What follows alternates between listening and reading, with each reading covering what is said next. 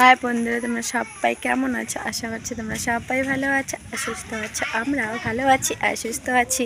তো তোমাদেরকে শেয়ার করা হয়নি, আমি বাড়ি চলে এসেছি। দেখো,